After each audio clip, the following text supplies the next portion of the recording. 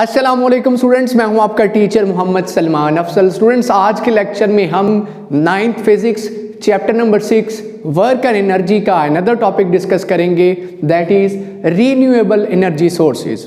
वो energy sources जिनको कभी जवाल नहीं आएगा, कभी ख़त्म नहीं होंगी। जैसा कि हमने प्रीवियस लेक्चर के अंदर नॉन रीन्यूएबल एनर्जी सोर्सेज पढ़े थे, जिनका कोई मुतबादल नहीं है, मतलब वो दोबारा से जनरेट नहीं हो सकती। कोल था, पेट्रोल थी, गैस थी, जितने भी आपने देखा हमारे पास वो सोर्सेज थे, वो सारे के सारे रीन्यूएबल एनर्जी सोर्सेज नहीं बल्कि नॉन रीन्यूएबल एनर्जी सोर्सेज थे। अस्सलाम वालेकुम स्टूडेंट्स, मैं हूं आपका टीचर मोहम्मद सलमान अफसल। स्टूडेंट्स, आज के लेक्चर में 9th physics chapter number 6 work and energy का अनदर टॉपिक डिस्कस करेंगे, that is renewable energy sources. इससे पिछले लेक्चर के अंदर हमने non renewable energy sources, major sources of energy की फर्स्ट टाइप पढ़ी थी, नॉन रीन्यूएबल एनर्जी सोर्सेज। आज हम पढ़े हैं रीन्यूएबल एनर्जी सोर्सेज, वो एनर्जी सोर्सेज जो कभी ख़त्म नहीं होंगे। जैसा कि पिछले लेक्चर में हमने पढ़ा था, वो एनर्जी सोर्सेज जो कि सूनर लेटर ख़त्म हो जाएंगे। जितनी तेज़ी से हम इस्तेमाल कर रहे हैं वो ख़त्म हो सकते हैं, जिनमें कोल, पेट्रोल, गैस, वो सारी चीज़ें आती थी, लकड़ी आती थी। लेकिन ये जो एनर्जी सोर्सेज आज हम पढ़ने जा रहे हैं, इनका इख्तिताम नहीं है, इनको जवाल नहीं है, कि ये कभी ख़त्म नहीं होंगे। उनमें कौन कौन आएगा, अगर आप लिस्ट देखें वन बाय वन बड़ी डिटेल से इस लेक्चर को हम जानेंगे, इन टॉपिक्स को बड़ी डिटेल से हम पढ़ेंगे। Energy from water, energy from the sun, in solar house heating, solar cells, wind energy, geothermal energy and energy from biomass। आइए इसे वन बाय वन डिस्कस करते हैं। सबसे पहले स्टार्ट लेते हैं एनर्जी फ्रॉम वाटर। पानी से एनर्जी कैसे हासिल करें? क्या वाटर भी सोर्स ऑफ एनर्जी है? यस, वाटर बहुत मैसिव, बहुत बड़ा एनर्जी सोर्स है, बहुत बड़ा एनर्जी सोर्स है। सबसे सस्ती इलेक्ट्रिसिटी तो पैदा ही पानी से होती है, हाइड्रल पावर प्रोजेक्ट्स के जरिए। करते क्या है, उन एरियाज में जहाँ पे दरिया हैं, बहुत ज़्यादा दरिया हैं, वहाँ जहाँ मीट करते हैं, जहाँ दरियाओं की गुजरगाह है, वहाँ पहाड़ों के दरमियान पानी को स्टोर किया जाता है। आपने सुना होगा पाकिस्तान के अंदर भी डैम्स बनाए जाते हैं। जी, डैम्स कंस्ट्रक्ट किए जाते हैं, पानी को स्टोर किया जाता है, पानी के आगे बंद बांधा जाता है। और उससे फ़ायदा क्या होगा? इरिगेशन, आपकी जो फसल है, आपकी खेती बाड़ी है, इसके लिए पानी को आप सालों के लिए स्टोर कर सकते हो। सैलाब, डिस्ट्रक्शन, तबाही से बचा जा सकता है। इतना पानी जो रेन का तबाही लेके आनी थी, उसने आपने क्या बना दिए? डैम्स। डैम से पानी उनके अंदर स्टोर हो जाएगा। ना सिर्फ पानी स्टोर होगा, आने वाले वक्त के लिए स्टोर होगा, बल्कि उससे सैलाब का खदशा ख़त्म हो जाएगा, तबाही का खदशा ख़त्म हो जाएगा। फिर ज़मीनों को नहरों के जरिए, दरियाओं के जरिए उसी पानी से सैराब किया जा सकता है, पहुंचाया जा सकता है। कहत साली के दिनों में उसी पानी को इस्तेमाल किया जा सकता है।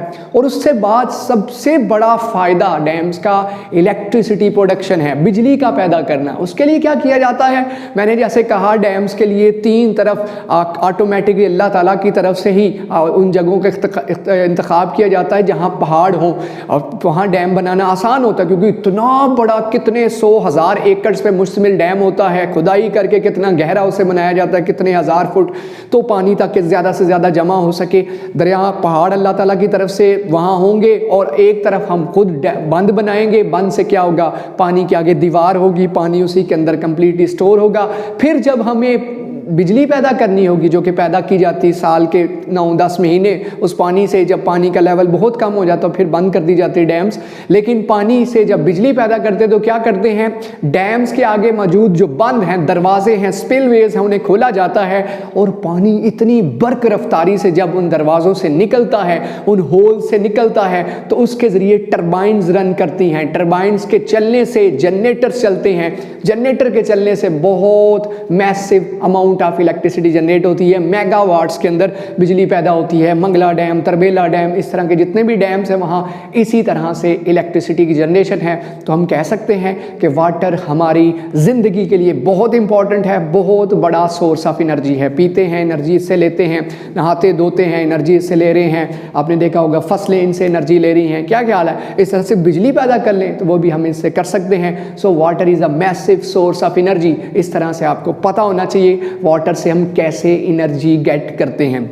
नेक्स्ट फॉरवर्ड मूव करते हैं, एनर्जी फ्रॉम द सन, सूरज से एनर्जी कैसे हासिल करते हैं। हम जानते हैं सूरज मैसिव सोर्स ऑफ एनर्जी है। अगर हम अपने निज़ाम शमसी की बात करें जिसमें 9 प्लैनेट्स और जिसमें अपने हमारी अर्थ और एक सन है, इसमें अगर गौर करें तो सूरज वो वाहिद हमारे पास स्टार है जो हमें एनर्जी दे रहा है, बर्निंग स्टार, जिससे हम एनर्जी हासिल कर रहे हैं। ना सिर्फ हम ज़मीन के ऊपर मौजूद पौधे, ज़मीन खुद, जानदार जितने भी हैं वो सारे के सारे एनर्जी कहाँ से गेट कर रहे हैं। सूरज कितने दिन ना निकले तो आप खुद महसूस कीजिए विटामिन डी की कमी, बल्कि ज़मीन के ऊपर मौजूद जितने भी आपको नज़र आ रहे किस्म के जानदार पौधे मरना शुरू हो जाएंगे, क्योंकि एनर्जी जो सन से हासिल करते हैं वो सबसे मैसिव सोर्स ऑफ एनर्जी है। किस चीज़ का शक्ल में एनर्जी हासिल कर रहे हैं, हीट की शक्ल में हासिल कर रहे हैं, लाइट की शक्ल में हासिल कर रहे हैं। इस एनर्जी को हम इस्तेमाल में ला सकते हैं। इसका मतलब ज़मीन के ऊपर जो लाइफ मौजूद है, जिंदगी मौजूद है, उसमें सबसे बड़ा रोल सन का है। पौधे सूरज की मौजूदगी में फोटोसिंथेसिस करते हैं और अपनी खुराक बनाते हैं। जानदार जितने भी हैं, जानवर, वो भी क्या करते हैं, अपनी नशोनुमा, उनका बढ़ना सन पे डिपेंड करता है। इसी तरह से हम दिन, आप देखते हैं सूरज के बगैर दिन चढ़ता ही नहीं है, दिन है ही नहीं वो जिसमें सूरज ना निकले। तो किस कदर इंपॉर्टेंट है सन हमारे लिए, ना सिर्फ लाइट बल्कि एनर्जी हासिल करने के लिए सन हमारे पास बहुत massive free of cost source है, जिससे हम जितनी चाहे एनर्जी हासिल कर सकते हैं। सोलर पैनल्स लगा लीजिए, वो एनर्जी आगे चल के कन्वर्ट कर लीजिए। आगे हम पढ़ेंगे इन्हें एनर्जी सन से और किस तरह से हम हासिल कर सकते हैं। वो जगह हमारे पाकिस्तान में जहाँ बहुत ज़्यादा सनी डेज होते हैं, धूप बहुत ज़्यादा होती है, गर्मी बहुत ज़्यादा होती है, सन की शिद्दत बहुत ज़्यादा होती है, इस एनर्जी को फिर हम दूसरी शक्लों में भी कन्वर्ट कर सकते हैं। सो आपको क्लियर हुआ, जितने फल हैं, जितनी सब्जियां हैं वो पकती ही सन की मौजूदगी में है। पौधों को सन की ज़रूरत है फोटोसिंथेसिस के लिए, जानवरों को ज़रूरत है, इंसानों को ज़रूरत है नशोनुमा के लिए, उनकी बढ़ोतरी के लिए, सबके लिए सन की ज़रूरत है। ज़मीन को खुद आप जानते हैं सन की ज़रूरत है। सो ये है एनर्जी फ्रॉम द सन, सूरज से एनर्जी हासिल करना। नेक्स्ट फॉरवर्ड मूव करते हैं सोलर हाउस हीटिंग की तरफ। सोलर हाउस हीटिंग सिस्टम किस तरह से काम करता है गौर करिएगा, जो कि हम थर्ड रीन्यूएबल एनर्जी सोर्सेज पढ़ रहे हैं। सन की एनर्जी को हमने गेट करना है और इस्तेमाल में लेके आना है, तो इसका एक बेहतरीन तरीका सोलर हाउस हीटिंग है। अपने घरों को गर्म कीजिए, अपने घर के अंदर मौजूद पानी को गर्म कीजिए। अगर आप कुकिंग करना चाहते हैं सनलाइट से, तो वो भी आप कर सकते हैं सोलर हाउस हीटिंग सिस्टम के जरिए। आइए जानने की कोशिश करते हैं सोलर हाउस हीटिंग सिस्टम कहाँ कहाँ कारामद है और कैसे बनता है। देखिए, ये वो इलाके जहाँ पे सूरज बहुत कम निकलता है, सूरज की इतनी तपश नहीं होती, बहुत शदीद ठंड पड़ती है, वहाँ solar house heating system use किया जाता है, ताकि पूरे घर के ऊपर पड़ने वाली सनलाइट जो थोड़ी बहुत भी है उसको कलेक्ट करके घर के अंदर मौजूद पानी को गर्म कर लिया जाए, गीज़र का काम ले लिया जाए, घर को वार्म कर लिया जाए, कुकिंग के पर्पसेस के लिए इस्तेमाल में ले जाए। उन जगहों पे solar house heating system use किया जाता है। इसके 3 कंपोनेंट्स हैं। सबसे पहला कलेक्टर जो हीट को कलेक्ट करता है, सेकंड वन स्टोरेज डिवाइस जो हीट को स्टोरेज करती है, स्टोर करती है, और थर्ड है और डिस्ट्रीब्यूशन सिस्टम जो पूरे घर के अंदर उसे डिस्ट्रीब्यूट कर देता है। तो गौर करिएगा, सबसे पहले कलेक्टर किस तरह का है। अगर आप इसको गौर से देखें तो बिल्कुल ऐसे ही जैसे आप गर्मियों में देखें तो गाड़ियों के शीशे सनलाइट को अंदर तो आने देते हैं, लेकिन उसके बाद बाहर नहीं जाने देते, तो गाड़ी कितनी गर्म हो जाती है। बिल्कुल इसी तरह से आपके पास एक गिलास है, गिलास कवर है, जिसके जरिए हम क्या करेंगे, ये गिलास कवर अगर आप देख सकें, वो गिलास कवर छत के ऊपर आपने डाला हुआ है, उसके नीचे कॉपर की ट्यूबिंग की हुई है, एल्यूमिनियम का फॉयल चढ़ाया हुआ है, ताकि जो हीट आए, ब्लैक कलर का आप कर सकते हैं, ज़्यादा बेहतर है क्योंकि ब्लैक कलर ज़्यादा बेहतरीन अब्जॉर्बर है। ये ट्यूबिंग जैसे आपने रेफ्रिजरेटर, अपना फ्रीज़र, अपनी फ्रिज का फ्रीज़र खोलिए और आपको नीचे पाइप से नजर आएंगे जिनमें से गैस मूव करती है। बिल्कुल इसी तरह से घर की छतों के ऊपर कवर्ड करके, कैसे कवर्ड करके, गिलास शीशे के साथ कवर करके नीचे पाइप ट्यूबिंग की जाती है कॉपर की ट्यूबिंग के ऊपर एल्यूमिनियम की फॉयल कवर चढ़ा दिया जाता है, ताकि जितना ज़्यादा हो सके जो छत के ऊपर रोशनी सन की पड़े, वो रोशनी सारी की सारी उन ट्यूब्स के अंदर दाखिल हो, और उन ट्यूब्स के अंदर, उन कॉपर की ट्यूब्स के अंदर क्या घूम रहा होगा, पानी जो हम पंप के जरिए भेजेंगे छत की तरफ, ताकि पानी वो हीट कलेक्ट करे और पूरे घर के अंदर गर्म होके पानी आए। तो कॉपर ट्यूबिंग जो अपने छत के ऊपर बिछाई हुई है, ठीक हो गया। कॉपर की ट्यूबिंग जैसे छत के अंदर वायरिंग करते हैं ना, अब जानते हैं घर बनता है, जब लेंटर डलता है तो उससे पहले वायरिंग की जाती है, बिल्कुल ऐसे ही छत के ऊपर घर बनने के बाद आप आप कॉपर की ट्यूबिंग करके ऊपर एल्यूमिनियम का फॉयल चढ़ा दीजिए, फिर ऊपर शीशा लगा दीजिए ताकि हीट जब शीशे के थ्रू, गिलास के थ्रू उसके अंदर दाखिल हो तो बाहर ना जा सके, हीट ज़्यादा से ज़्यादा कलेक्ट हो। सन बहुत थोड़ा सा डिम सा भी निकला हुआ है तो रोशनी ज़्यादा से ज़्यादा कलेक्ट हो। ब्लैक कलर का अगर एल्यूमिनियम फॉयल ले लें तो आपके पास ज़्यादा बेहतर होगा। ब्लैक कलर कर लें उन ट्यूब्स को तो ज़्यादा रोशनी को कलेक्ट करेगा और रोशनी ज़्यादा जो है वो किनको पानी को मिलेगी। अब आगे चलिए, आगे है स्टोरेज डिवाइस। हो क्या रहा है, ये देखिए हमने पंप लगाया हुआ है नीचे से, यहाँ फर्ज कर लीजिए मोटर चल रही है, मोटर चल रही है जो पीछे नीचे ये पंप है जो नीचे से मौजूद टैंक के अंदर से ठंडा पानी उठा रहा है। ये पंप, ये मोटर जो कि नीचे से कहीं से ठंडा पानी उठा रहा है, घर के टैंक में से ही उठा रहा होगा। ठंडे पानी को भेजा जा रहा है इस तरफ, गौर करिएगा, ठंडे पानी को पंप के जरिए भेजा जा रहा है यहाँ से, ये गया ठंडा पानी। अब ठंडा पानी क्या करेगा, यहाँ सर्कुलेट करेगा, इन ट्यूब्स के अंदर सर्कुलेट करेगा। अब आप जानते हैं कि ये ट्यूब कहाँ पे है, छत के ऊपर है। आप देख सकते हैं रूफ, छत के ऊपर इस तरह से छत है जो उसके ऊपर है ये ट्यूब्स और उनके ऊपर गिलास का कवर है। हीट जो इसने ऑब्जर्व की थी वो सारी की सारी हीट कौन ले लेगा, ये जो पानी इन ट्यूब्स के अंदर से सर्कुलेट कर रहा होगा।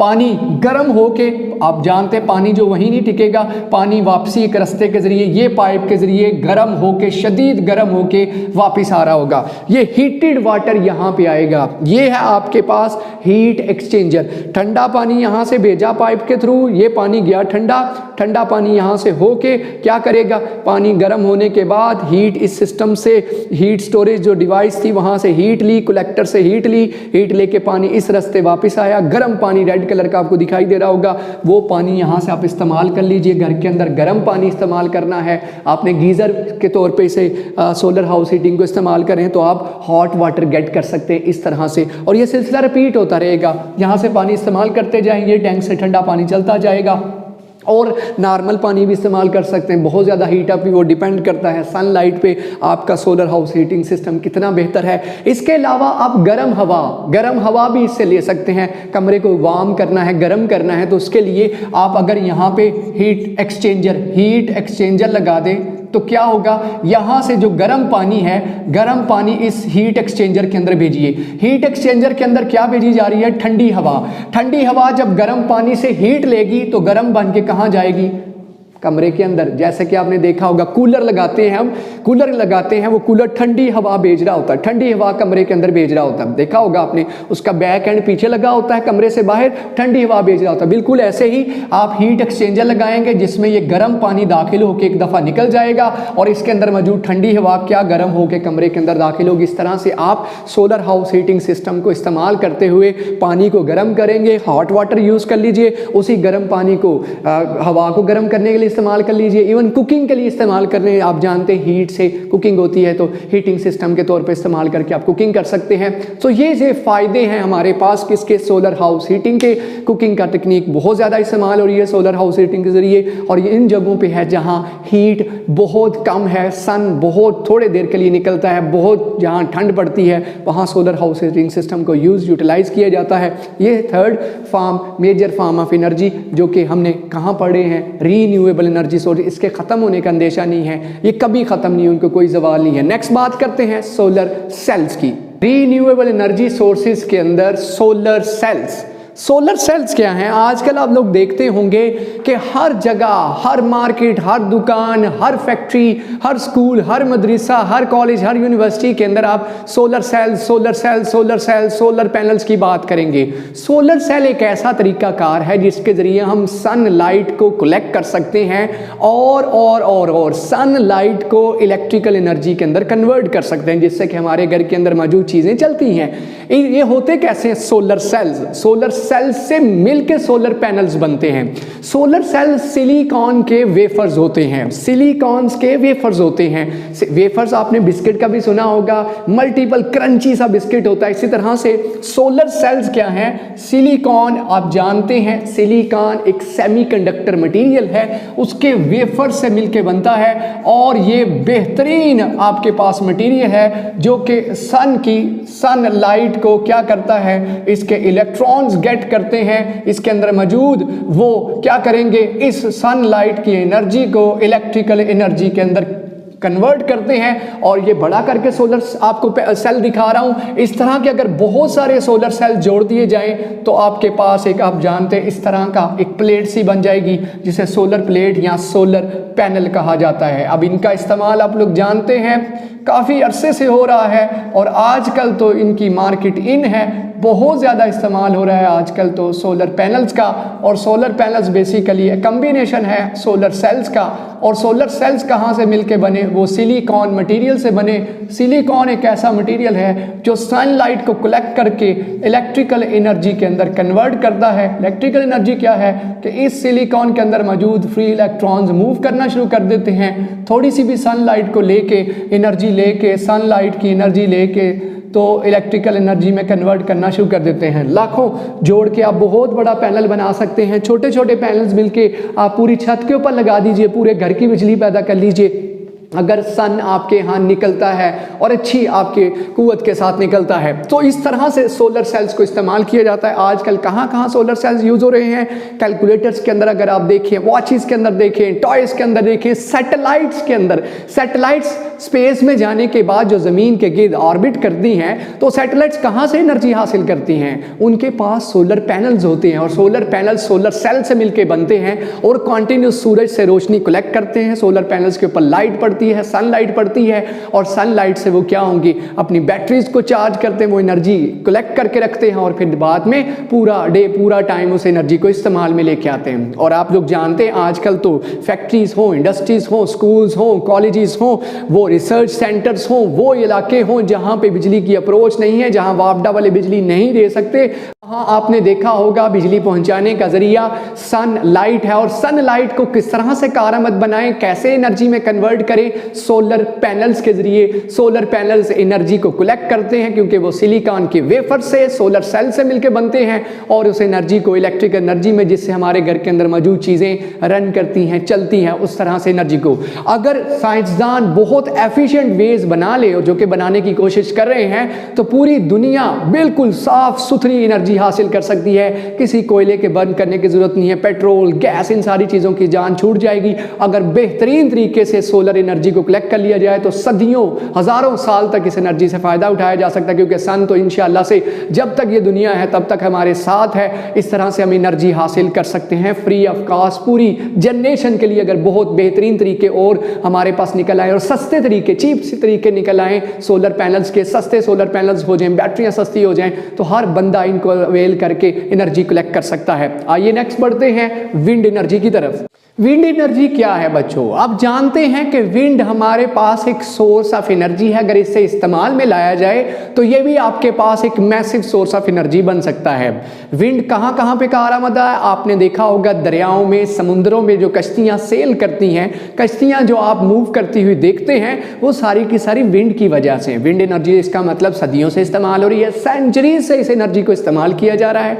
इसी तरह सेंचुरीज पहले विंड मिल्स के जरिए, बड़े बड़े पंखों के जरिए, जो पंखे कुदरती तौर पे आंधी से बड़े ऊंचे ऊंचे इलाकों में, आप जानते हैं हवा की रफ्तार बहुत तेज होती है, पहाड़ी इलाकों में, पहाड़ी मैदानों में बहुत तेज हवा चलती है, विंड चलती है, तो उस विंड को इस्तेमाल में लाने के लिए बहुत बड़े बड़े पंखे बनाए जाते हैं। वो पंखे जब उस विंड से घूमते हैं तो उन घूमने से जो ग्रेन थी, दाने थे, उन्हें ग्राइंड किया जाता था, पीसा जाता था, फिर इस तरह से पानी को पंप करके ऊपर पहुंचाया जाता था उन बड़ी बड़ी विंड मिल्स के जरिए। लेकिन आज के दौर में हमारे पास जो विंड एनर्जी है वो विंड मिल्स इस्तेमाल करती हैं टरबाइन चलाने के लिए। टरबाइन चलाने से क्या है? जनरेटर चलते हैं, जनरेटर चलने से बिजली पैदा होती है। इलेक्ट्रिसिटी जनरेशन के लिए विंड मिल्स को इस्तेमाल किया जा रहा है। और विंड मिल्स किन से चलती हैं? विंड से चलती है। विंड मिल्स मीन बहुत बड़े बड़े पंखे जो कि हवा से घूमते हैं। जब वो पंखे हवा से घूमते हैं तो उनके घूमने की वजह से बहुत ज्यादा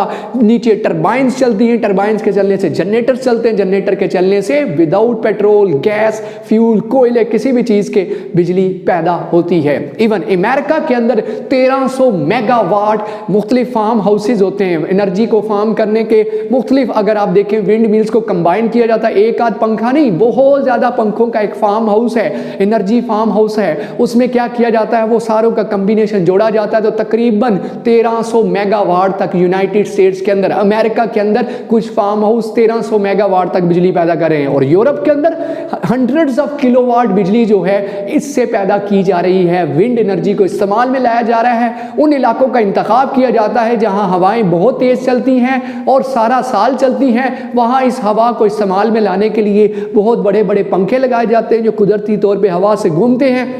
जब घूमते हैं तो टरबाइन चलती है, टरबाइन चलने से जनरेटर चलते हैं, जनरेटर चलते हैं तो मैसिव अमाउंट पूरे शहर की, कस्बे की, इलाके की, पूरे उस जगह की बिजली पैदा हो सकती है। पावर जनरेशन हाउसेस जो कि पेट्रोल, गैस, पानी किसी भी चीज़ से नहीं, किससे चल रहे हैं? विंड मिल से चल रहे हैं। और विंड मिल्स विंड को इस्तेमाल कर रही हैं। ये है जी विंड एनर्जी जो हम आज के दौर में इस्तेमाल में लेके आ रहे हैं। क्या इसे किसी किस्म का जवाल है? क्या ये कभी ख़त्म होगी? नहीं ख़त्म होगी। इसीलिए किस कैटेगरी में है? रीन्यूएबल एनर्जी सोर्सेज के अंदर है। ये कभी ख़त्म नहीं होंगे, ये सदियों रहेगी, विंड चलती रहनी है। आइए नेक्स्ट मूव करते हैं जियोथर्मल एनर्जी की तरफ।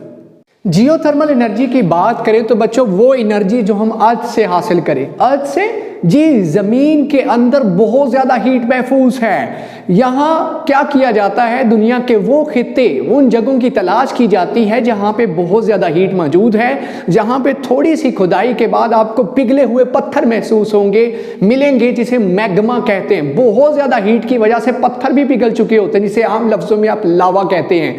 हीटेड फार्म, बहुत ज़्यादा हीट अप। मोल्टन फार्म के अंदर नीचे पत्थर होंगे, रॉक्स होंगे जो कि मैग्मा है। मैग्मा के ऊपर रॉक्स हैं जो कि अभी नहीं पिघले, उनके दरमियान डिफरेंस है। उसके ऊपर मट्टी है, मट्टी के ऊपर, उन जगहों के ऊपर तलाश की जाती है। क्या किया जाता है? वहाँ पे पूरी की पूरी इलेक्ट्रिसिटी, कंस्ट्रक्शन, इलेक्ट्रिसिटी पैदा करने के लिए हाउसेज लगाए जाते हैं, पावर हाउसेज लगाए जाते हैं। हो सकता है इससे पूरे के पूरे सिटी को बिजली दी जा सके। कैसे किया क्या जाता है? देखिए, यहाँ ड्रिल किया जाता है पत्थरों के दरमियान। मट्टी को चीरते हुए आप ड्रिल करेंगे, पत्थरों से गुजरते हुए यहाँ से भेजेंगे आप पानी, ठंडा पानी, मतलब जो नॉर्मल पानी है वो आप यहाँ से ड्रिल करके नीचे भेजेंगे। जी हाँ, नीचे भेजेंगे। जब ये पानी इन पत्थरों के ऊपर पड़ेगा जिसका कनेक्शन मैग्मा के साथ है, गर्म हीट के साथ है उस जगह का, तो पत्थरों के ऊपर पड़ता है। पत्थर पहले ही गर्म हुए हुए मैग्मा से, पानी इतना ज्यादा गर्म होता है कि वो रास्ता ढूंढता है। आप जानते हैं गर्म पानी भाप बन जाता है। जैसे आप अब गर्म तवे के ऊपर पानी फेंक के देखिए कैसे भाप बन के उठेगा। ऐसे ही जब पानी नीचे जाएगा, गर्म होगा, गर्म होके भाप बन जाएगा, भाप बन के ऊपर उठेगा। आपने एक और जगह ड्रिल की हुई है, वहां से एक पाइप गुजारा हुआ है, उसके जरिए ये गर्म पानी जो पत्थरों से गर्म हुआ है ऊपर उठेगा। पानी क्या हो चुका है? Heat up, free of cost, free of cost. सिर्फ आपने पानी उंडेलते जाना है, भेजते जाना है, गर्म पानी मिलता जाएगा। इस गर्म पानी से इतनी तेजी से भाप उठेगी, इस गर्म भाप से आप क्या करवा सकते हो? टरबाइन से ला सकते हो। टरबाइन से ला सकने से क्या हो सकता है? जनरेटर सकते हैं, और जनरेटर चलने से बिजली पैदा की जा सकती है। जैसे आप जानते हैं प्रेशर कुकर से निकलने वाली भाप की रफ्तार कितनी होती है, इतना सा प्रेशर कुकर, उसमें से निकलने वाली भाप की रफ्तार, तो खुद इमेजिन करिए यहाँ कितना मोटा पाइप जिसमें से भाप की भाप निकल रही है और बहुत तेज रफ्तार से निकल रही है, तो उससे कितनी बड़ी टरबाइन चलाई जा सकती हैं और कितनी मैसिव अमाउंट ऑफ बिजली पैदा की जा सकती है। और अगर आप घरों को गर्म करना चाहते हैं, पूरे के पूरे आप इलाके को गर्म हीट देना चाहते हैं, उनके घरों को गर्म, जहां बहुत ज्यादा ठंड पड़ती है, तो यहां से सिर्फ और सिर्फ स्ट्रेट फॉरवर्ड ही भाप भेज देती है। वो गर्म भाप उनके घरों में भेजी जाती है, जिससे क्या होगा? वो घर गर्म हो सकते हैं। जहां बहुत शिद्दत की साइबेरिया टाइप इलाके, जहां बहुत ज्यादा ठंड पड़ती है, कनाडा टाइप, तो वहां पे इस तरीके से जियोथर्मल एनर्जी को इस्तेमाल में लाया जाता है। इसके अलावा इसी एनर्जी को इलेक्ट्रिसिटी जनरेशन के लिए भाप ऊपर उठेगी, टरबाइन चलाएगी, टरबाइन से जनरेटर चलेंगे, जनरेटर से इलेक्ट्रिसिटी की प्रोडक्शन होगी। ये है वे कौन सी एनर्जी है? फिर ये रीन्यूएबल एनर्जी सोर्सेज। कभी खत्म नहीं होगा, मैग्मा नीचे रहेगा। मैग्मा को क्या परवाह, पत्थर ठंडे नहीं हो जाएंगे क्योंकि कंटिन्यूसली जैसे उन्हें हीट मिल रही है। पानी आया, भाप बना, ऊपर उठा पानी, फिर ठंडा किया, वापस भेज दिया, कूल किया, फिर वापस भेज दिया, वही पानी कंटिन्यूसली रिपीट होता रहेगा और इस तरह से फ्री ऑफ कॉस्ट एनर्जी। और ये दुनिया की हर जगह नहीं हो सकता, उन जगहों की सिलेक्शन की जाती है जहाँ 10-20 किलोमीटर के नीचे ये आपको मैग्मा और गर्म पत्थर, गर्म रॉक्स, हीटेड रॉक्स मिलेंगे। वहाँ ये एक प्रोसेस किया जाता है जियोथर्मल एनर्जी का। लास्ट एनर्जी की बात करते हैं, एनर्जी फ्रॉम बायोमास की। तो लास्टली बात करते हैं रीन्यूएबल एनर्जी सोर्स की last type, that is energy from biomass. सबसे पहले तो बायोमास क्या है? देखिए, बायोमास कहते हैं जानदारों, जानवरों का फुजला। That is biomass. इंसान मर जाएं that is called a biomass. जानवर मर जाएं तो वो बायोमैस है। पौधे मर जाएं, गल सड़ जाएं तो बायोमैस है। इसके अलावा जो वेस्ट प्रोडक्ट्स हैं, गार्बेज है, वो सारे का सारा बायोमैस के अंदर कंसिडर होता है। अब बायोमैस से एनर्जी हासिल करने के दो तरीके हैं। एक है डायरेक्ट कंबशन, उन्हें डायरेक्ट जला दिया जाए। एक तरीका एनर्जी फ्रॉम बायोमैस से एनर्जी लेने का वो है डायरेक्ट कंबशन, उन्हें डायरेक्टली जला दिया जाए, जैसा कि फैक्ट्रियां इंडस्ट्रियां करती हैं। आपने देखा होगा कंबशन जी, फैक्ट्रियां इंडस्ट्रियां। शुगर केन के मुतालिक मशहूर है कि जो शुगर की फैक्ट्री है, चीनी की जो फैक्ट्री शुगर मिल है, वो अपना 50% से ज़्यादा अपनी बिजली खुद पैदा करती है। जो शुगर केन की बाकियात, जो शुगर में से आप जानते हैं, शुगर केन जो गन्ना है उसमें से जब रस निकाल लिया जाता है तो बाकी जो बचता है भूसा सा, उस भूसे को जला के अपनी बिजली पैदा करते हैं। बहुत बड़े बॉयलर्स के नीचे जलाया जाता है। जलाने से पानी गर्म होता है, गर्म होगा भाप बनेगी, भाप बनेगी तो टरबाइन चलेंगी, टरबाइन चलेंगी तो जनरेटर चलेंगे, जनरेटर चलेंगे तो इलेक्ट्रिसिटी उस शुगर मिल की अपनी पैदा की जा सकती है। ऐसे ही बहुत सारी फैक्ट्रीज जो बचा कुचा आप जानते, लकड़ियां हैं, ये सारी की सारी चीजें आप जानते बायोफ्यूल के अंदर आती हैं, बायोमैस के अंदर आती हैं। ऐसे ही जानवर जो मर गल सड़ गए, पौधे जो उनके बाकियात बची, जो गार्बेज है उसको डायरेक्टली जला दिया जाए, जलाने से भाप बनाए पानी को गर्म करके, ये है डायरेक्ट कंबशन। और दूसरा तरीका है बायोमैस से एनर्जी हासिल करने का, वो है फर्मेंटेशन। फर्मेंटेशन, अगर आप क्या करें, उनको एक कुआं खोद के उसके अंदर डालते जाएं, डालते जाएं, डालते जाएं। एक आपने कुआं खोदा, और ये पुराना तरीका है जो यूज किया जाता था गैस बनाने का, मीथेन गैस और कार्बन डाइऑक्साइड। इसके अंदर फुजला, जानवरों का डंग, जानवरों का सारा फुजला, सब कुछ जो बार्क दरख्त है उसके पौधे गल सड़ गए, उसे इसके अंदर डालते जाएं। जितने भी जानदार हैं, इंसानों का फुजला इसके अंदर डालते जाएं। कुछ ही दिन के बाद क्या होगा, ये डीकम्पोज होगा। जब डीकम्पोज होगा तो क्या करेगा, डीकम्पोज होने से इसके अंदर गैसेज इनमें से खारिज होंगी, बदबू। और वो गैस कौन सी होगी, मीथेन और साथ में कार्बन डाइऑक्साइड। मीथेन और कार्बन डाइऑक्साइड जब खारिज होगी, आपने इसको कवर किया हुआ था, वो मीथेन और कार्बन डाइऑक्साइड को बर्न करके इलेक्ट्रिसिटी भी पैदा कर सकते हो, या डायरेक्टली आप मीथेन को घरों के अंदर, चूल्हों के अंदर, अपने घरों के अंदर जनाब चूल्हों के अंदर डायरेक्टली इस्तेमाल कीजिए किचन के अंदर, और अब से गैस का काम लीजिए, जो कि दूसरा तरीका है फर्मेंटेशन का। और बायोफ्यूल, बायोमैस है, जानवरों का फुजला, इंसानों का फुजला, गले सड़े पौधे, जानवर मर गए वो फेंक दिए, बीच में स्मेल पैदा होगी, वो मीथेन और कार्बन डाइऑक्साइड है। और कुछ दिन लगेंगे और ये कंटिन्यूस सोर्स हमें एनर्जी देती रहेगी। इसे डालते जाएं, डालते जाएं, डालते जाएं, इसको उठाइए, कवर डालते जाइए। पुराना तरीका है, अब तो ये इस्तेमाल में नहीं आ रहा, ठीक है, लेकिन ये तरीकाकार गैस हासिल करने का, बायोफ्यूल हासिल करने का तरीका इस्तेमाल किया जाता था। किचन के अंदर आपने गैस इस्तेमाल करनी है तो ये तरीका था मीथेन और कार्बन डाइऑक्साइड हासिल करने का। ये थे बच्चों रीन्यूएबल एनर्जी सोर्सेज जो हमने डिटेल से पढ़े। मुझे उम्मीद है कि आपको कंसेप्चुअली क्लैरिटी हो चुकी होगी। अगर लेक्चर पसंद आया लाइक कीजिए, शेयर कीजिए, कमेंट्स कीजिए और चैनल को सब्सक्राइब कीजिए। मुझे दीजिए इजाज़त, अल्लाह हाफिज़।